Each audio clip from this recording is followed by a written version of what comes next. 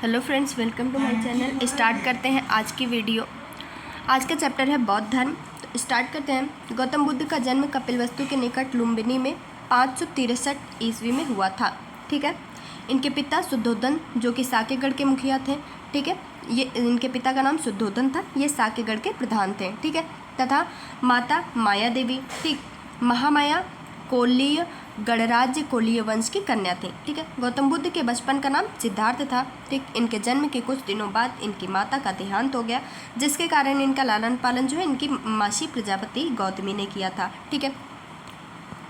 आगे इनका विवाह जो है 16 वर्ष की आयु में ही हो गया था, साक्य कुल की कन्या यशोधरा के साथ। ठीक है। उत्तरकालीन बौद्ध ग्रंथों में यशोधरा के अन्य नाम मिलते हैं, जैसे गोपा, बिंबा, भद्द, कच्छना आदि। ठीक। इनके पुत्र का नाम राहुल था। ठीक है। इनके पुत्र का नाम राहुल, जबकि बुद्ध के बचपन का नाम सिद्धार्थ था। बुद्ध के जीवन में 4 दृश्यों का अत्यधिक प्रभाव पड़ा। कौन कौन से? वृद्ध व्यक्ति, बीमार व्यक्ति, मृतक, प्रसन्नचित्त सन्यासी। ठीक है। सिद्धार्थ ने पत्नी एवं बच्चों को सोते हुए छोड़कर गृहत्याग किया था। गृहत्याग के समय सिद्धार्थ की आयु जो है 29 वर्ष थी। ठीक है। बौद्ध ग्रंथों में गृहत्याग को महाभिनिष्क्रमण की संज्ञा दी गई है। पूछता है महाभिनिष्क्रमण किसे कहते हैं? तो बौद्ध के गृहत्याग को। ठीक है। सांख्य दर्शन के आचार्य अलार कलाम से वैशाली के समीप इनकी मुलाकात हुई। ठीक है। आचार्य अलार कलाम से यहाँ के सिद्धार्थ राजगृह के समीप निवास करने वाले रुद्रक रामपुत्र नामक एक दूसरे धर्माचार्य के पास पहुँचे। ठीक है।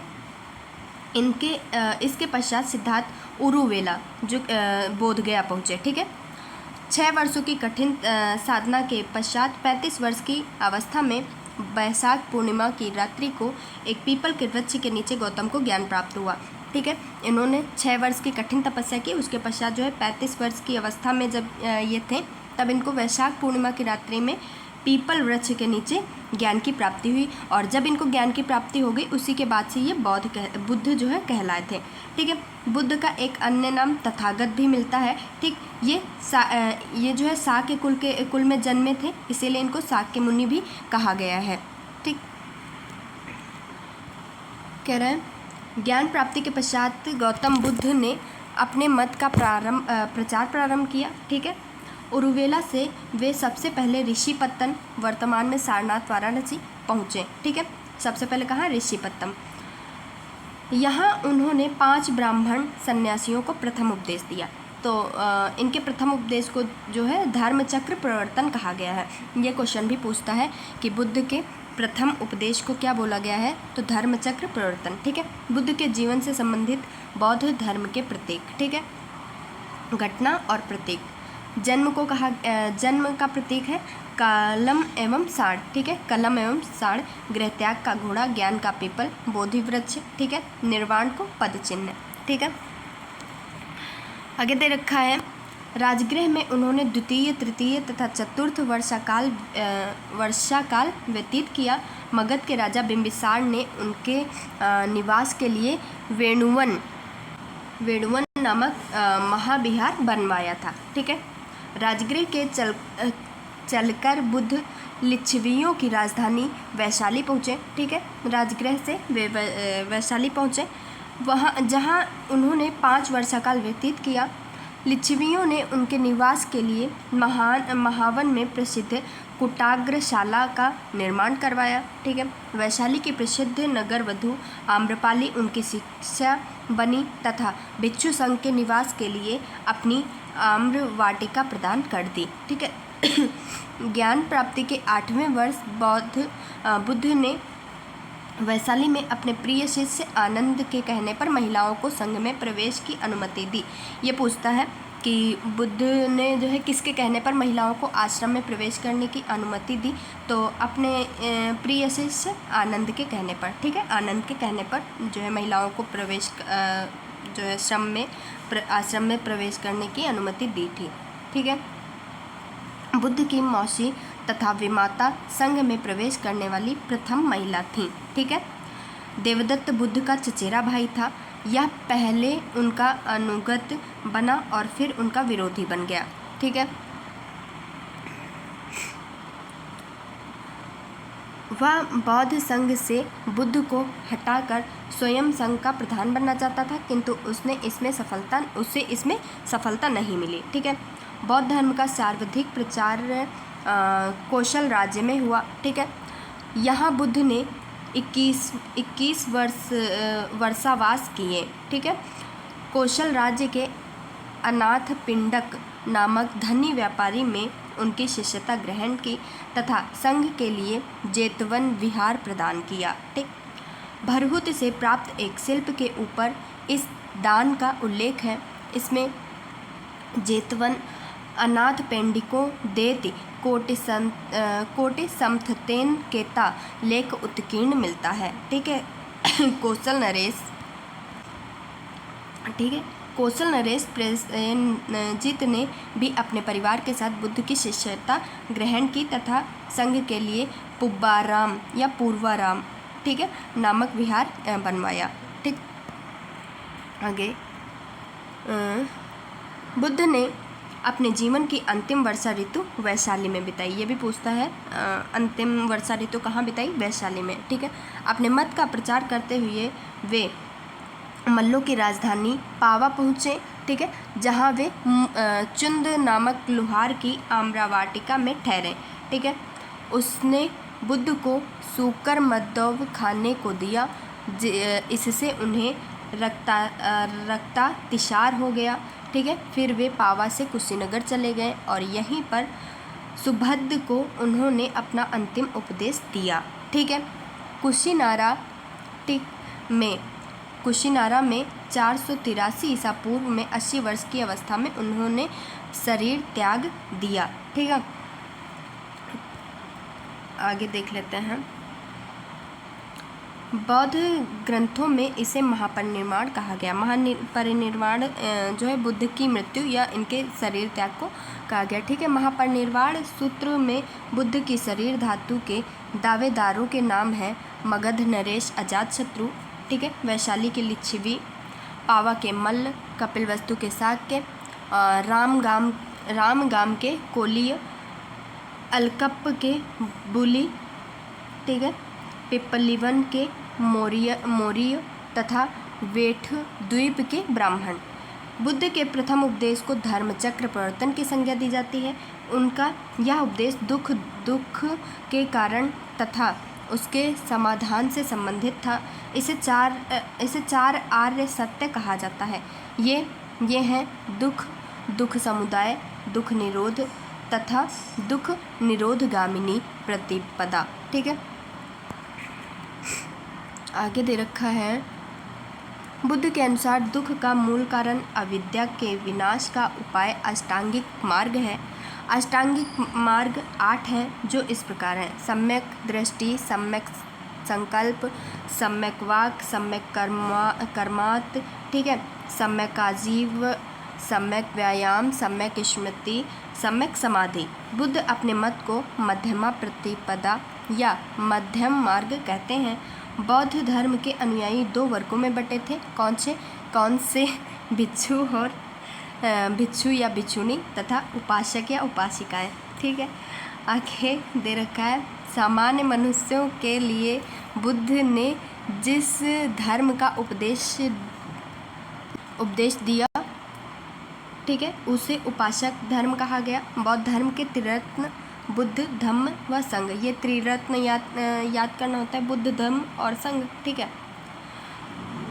आगे चार्ट देख लेते हैं। बौद्ध समितियाँ, ठीक है, वर्ष दिया है, क्रम दिया है, वर्ष दिया है, स्थान दिया है, अध्यक्ष दिया है और शासक दिया है। ठीक है। प्रथम समिति जो है 483 ईसा पूर्व में राजगृह में हुई। ठीक है। अध्यक्ष थे महाकश्यप या कश्यप, ठीक है, और शासक था अजातशत्रु। ठीक है। द्वितीय 383 वैशाली, ठीक है, वैशाली में, और शुभकामी, अध्यक्ष शुभकामी थे, शासक कालाशोक था। ठीक है। तृतीय 247 में पाटलिपुत्र में, ठीक है, और मोगलिपुत्र तिस, और शासक था अशोक।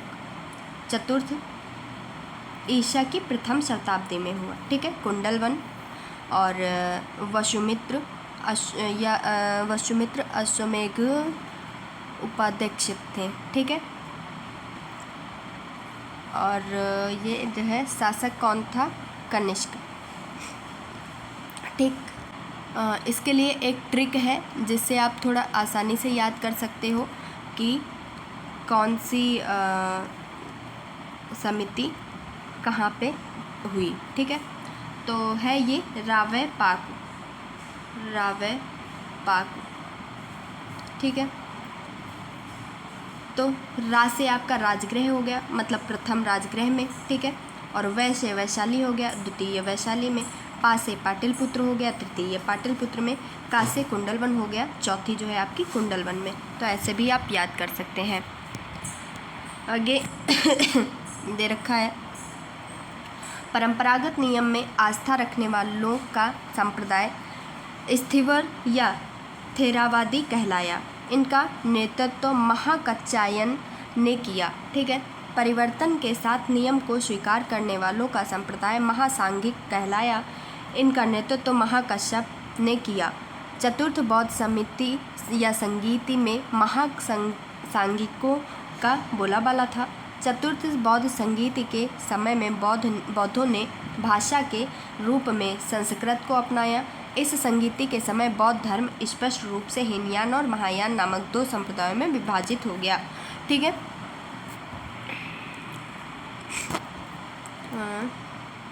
सर्वास्तिवाद आगे चलकर वैभाषिक और सौत्रांतिक में विभाजित हुआ।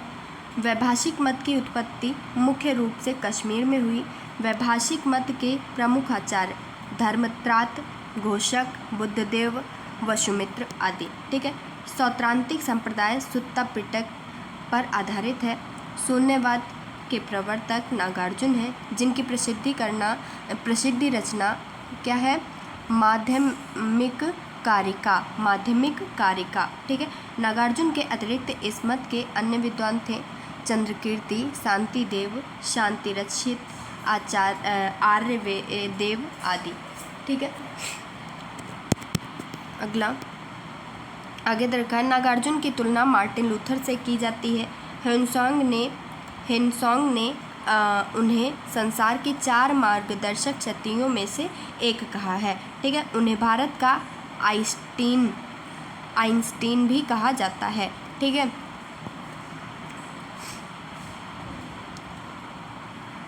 चीनी मान्यता के अनुसार नागार्जुन ने चीन की यात्रा कर वहां बौद्ध शिक्षा प्रदान की थी। विज्ञानवाद अथवा योगाचार संप्रदाय की स्थापना मैत्रेय तथा मैत्रेयनाथ ने किया था। असंग तथा वसुबंधु ने इसका विकास किया। वज्रयान का सर्वाधिक विकास 8वीं शताब्दी में हुआ। इसके सिद्धांत आर्य मंजूश्री, मूलकल्प तथा गुह्य समाज नामक ग्रंथों में मिलता है। ठीक है, इसने भारत में बौद्ध धर्म के पतन का मार्ग प्रशस्त किया। बौद्ध दर्शन में क्षणिकवाद को स्वीकार किया गया। बुद्ध ने स्वयं अनित्यवाद के सिद्धांत का प्रतिपादन किया था। मैत्रेय को बौद्ध परंपरा में भावी बुद्ध कहा गया है। ठीक है,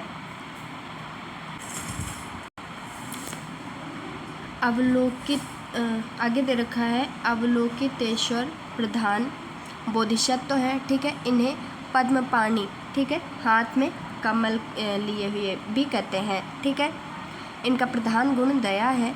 मंजूश्री के एक हाथ में खड्ग तथा दूसरे हाथ में पुस्तक रहती है। इनका मुख्य कार्य बुद्धि को प्रखर करना है। बौद्ध धर्म के आरंभिक ग्रंथों को त्रिपिटक कहा जाता है। यह पाली भाषा में रचित है। ठीक है, पाली भाषा में। बुद्ध के महापरिनिर्वाण के पश्चात उनकी शिक्षाओं को संकलित कर 3 भागों में बांटा गया। इन्हीं को त्रिपिटक कहा गया है। विनय पिटक, सुत्त पिटक और अभिधम्म पिटक। ठीक है, ये पिटक याद कर लीजिए। विनय पिटक में संघ संबंधी नियम तथा दैनिक जीवन संबंधी आचार विचार, विधि, निवेशों आदि का संग्रह है। ठीक है, और सुत्त पिटक में क्या है देख लेते हैं। सुत्त पिटक में महात्मा बुद्ध के उपदेशों का संग्रह है। अभिधम्म पिटक में बौद्ध धर्म के दार्शनिक सिद्धांतों का संग्रह मिलता है। अट्ठ कथाएँ त्रिपिटकों के भाष्य के रूप में लिखी गई हैं। सुत्त पिटक की अठ कथा महा अट्ठकथा तथा विनय पिटक की अट्ठकथा पुरुंदी है। ठीक है। अभिधम्म पिटक की अट्ठकथा मूल रूप से सिंहली भाषा में महापचरी है। ठीक है। बौद्धों का वह धर्म ग्रंथ जिसमें गौतम बुद्ध के पूर्ववर्ती जन्म की कथाएं संकलित हैं जातक कहलाता है। ठीक है। या पाली भाषा में है। ठीक। आगे चार्ट दे रखा है बौद्ध ग्रंथ एवं उनकी रचनाएं। ठीक है। मलिंद पंडो ये है नागसेन की रचना। बुद्धचरित, सौंदरानंद, ठीक है, सारिपुत्र प्रकरण, यह है अश्वमेध की अश्वघोष। ठीक है। और माध्यमिक कारिका यह है नागार्जुन की विशुद्धि मग्न है आपकी बुद्धघोष की। और अभिधम्म कोश है वसुबंधु की। ठीक है। पढ़ लेते हैं आगे। बुद्ध की भूमि स्पर्श मुद्रा से तात्पर्य अपने तप की शुचिता और निरंतरता को बनाए रखने से है। भूमि स्पर्श मुद्रा की सारनाथ की बुद्ध प्रतिमा गुप्त काल से संबंधित है। प्राचीन काल में बौद्ध शिक्षा के 3 प्रमुख केंद्र थे। कौन कौन से? नालंदा, वल्लभी और विक्रमशिला। ठीक है। नालंदा महायान बौद्ध धर्म की तथा वल्लभी हीनयान बौद्ध धर्म की शिक्षा का प्रमुख केंद्र था। ठीक है। विक्रमशिला महावीर की स्थापना पाल नरेश धर्मपाल ने की थी। उसने यहाँ मंदिर तथा मठ भी बनवाए थे। 5वीं शताब्दी के मध्य गुप्त के समय में नालंदा विश्वविद्यालय अस्तित्व में आया। सर्वप्रथम कुमार गुप्त ने नालंदा बौद्ध विहार को दान दिया और बाद में बुद्धगुप्त, तथागत गुप्त तथा बालादित्य नामक गुप्त शासकों ने भी इस विहार को दान दिए। ठीक है। नव नालंदा विहार महाविहार, ठीक है, बौद्ध अध्ययन का आधुनिक केंद्र है जिसे विहार सरकार ने वर्ष 1951 में नालंदा में स्थापित किया था। ठीक। चैत्य का शाब्दिक अर्थ है चिता संबंधी। शवदाह के पश्चात बचे हुए अवशेषों को भूमि में गाड़कर उनके ऊपर जो समाधियां बनाई गईं उन्हीं को प्रारंभ में चैत्य या स्तूप कहा गया। इनकी समाधियों में महापुरुष के धातु अवशेष सुरक्षित थे, अतः चैत्य उपासक के केंद्र बन गए। ठीक है।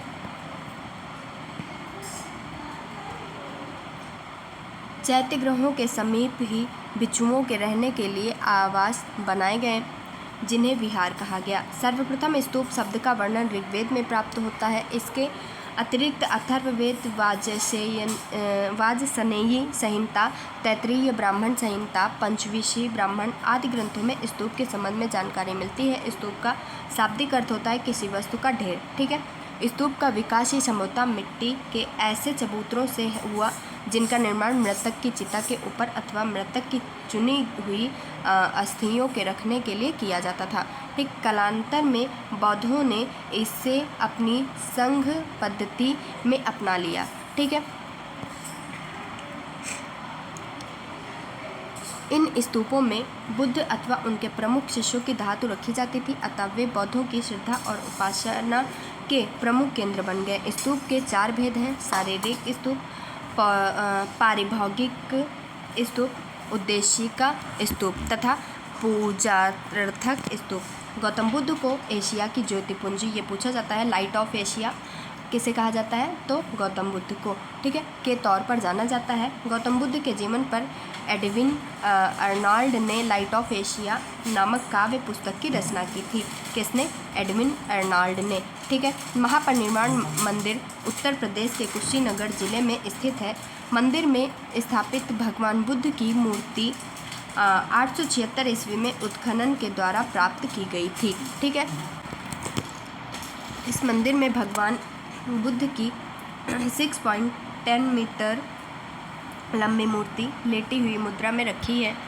यह मूर्ति उस काल को दर्शाती है जब 80 वर्ष की आयु में भगवान बुद्ध ने अपने पार्थिव शरीर को छोड़ दिया था। ठीक है। और मृत्यु के बंधन से मुक्त हो गए, अर्थात महापरिनिर्वाण की प्राप्ति हो गई। हीनयान और महायान में अंतर दे रखा है। हीनयान क्या था, महायान क्या था। हीनयान का शाब्दिक अर्थ है निम्न मार्ग, जबकि महायान का है उत्कृष्ट मार्ग। इसमें महात्मा बुद्ध को एक महापुरुष माना जाता था, इसमें उन्हें देवता माना जाता था। ठीक है, हीनयान में महापुरुष, महायान में देवता। ठीक, यह व्यक्तिवादी धर्म है। ठीक है, इसके अनुसार प्रत्येक व्यक्ति को अपने प्रयत्नों से ही मोक्ष प्राप्त करना चाहिए। ठीक, इसमें परोपकार एवं परसेवा पर बल दिया गया है। इसका उद्देश्य समस्त मानव जाति का कल्याण है। यह मूर्ति पूजा एवं भक्ति में विश्वास नहीं करता, यह आत्मा एवं पुनर्जन्म में विश्वास करता है। ठीक है, हीनयान साधना पद्धति अत्यंत कठोर तथा यह भिक्षु जीवन का समर्थक है। ठीक है, जबकि महायान सिद्धांत सरल एवं सर्वसाधारण के लिए सुलभ है। इसमें भिक्षु के साथ साथ सामान्य उपासकों को भी महत्व दिया गया है। इसका आदर्श अहर्त पद को प्राप्त करना है। इसका आदर्श बोधिसत्व है। ठीक है, आगे दे रखा है, इसके प्रमुख संप्रदाय हैं वैभाषिक तथा सौत्रांतिक। ठीक है, इसके प्रमुख संप्रदाय हैं शून्यवाद मतलब माध्यमिक तथा विज्ञानवाद योगाचार। ठीक है, आज का चैप्टर कंप्लीट हो गया। कल प्रश्न कोश स्टार्ट कर देंगे। कल पूरा चैप्टर जो है ख़त्म हो जाएगा, समाप्त हो जाएगा। आज की वीडियो यहीं तक।